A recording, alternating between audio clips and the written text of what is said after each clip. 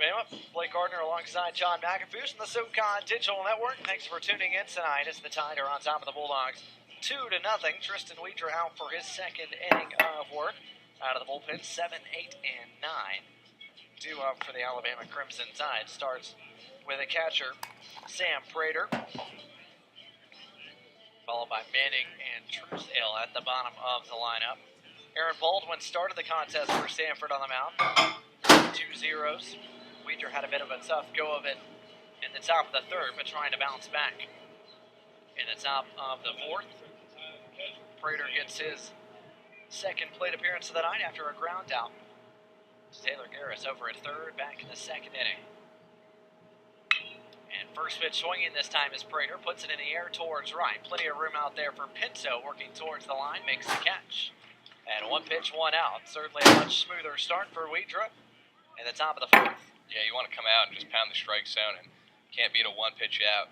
Really, the third inning could have been a whole lot worse for Weidra and Samford, bases loaded and no outs. To get out of that, allowing only 2 runs instead of 4 or 5 plus, it's actually somewhat of a win for Samford, as it looked like it could have been a whole lot uglier for the Bulldogs. So here's Jeb Manning, the junior from Haymarket, Florida, and the guy who has displaced Chandler Avan at shortstop. Avan started every contest for the Tide last year. At short, he's since moved to second. And Manning now the guy to man the 6th spot defensively for the Tide, as he and Weidra are knotted up 1-1. Manning, a JUCO guy, played his freshman and sophomore campaigns at Frederick Community College in Maryland. He was an All-American a year ago in JUCO. Hit .430 as this one is skied into shallow left, working towards the line as Crockett. He calls for it and makes the catch. So a couple of fly ball outs for Tristan Weidra to start the fourth.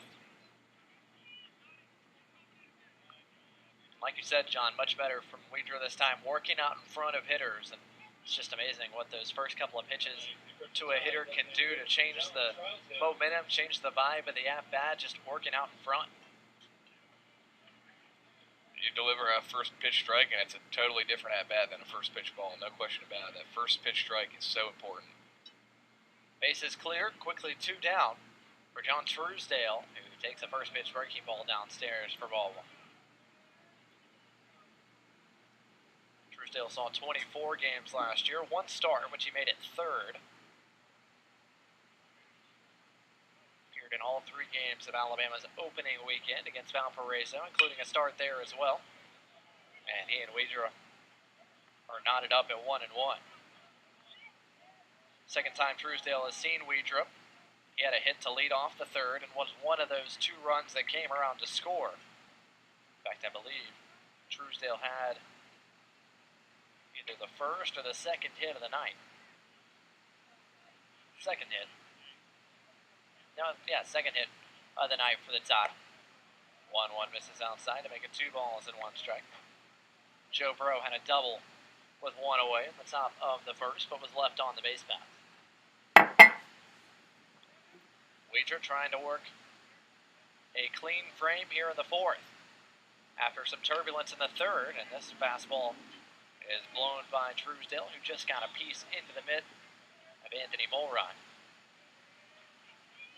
Weidra 1 pitch away from a 3-up, 3-down frame. Wind's picked up a little bit here at Jolie Griffin Field. Flag starting to shift direction and blow straight out, almost towards dead center behind center fielder Troy Dixon. As Weidra steps on and readies himself for a deuces delivery. 2 balls, 2 strikes, 2 outs with the bases empty in the top of the fourth. Weidra against Truesdale. 2-2 coming. Fastball called strike 3. Weidra gets Truesdale looking and ends the inning. 3-up, 3-down for Tristan Weidra. And we're through 3.5 at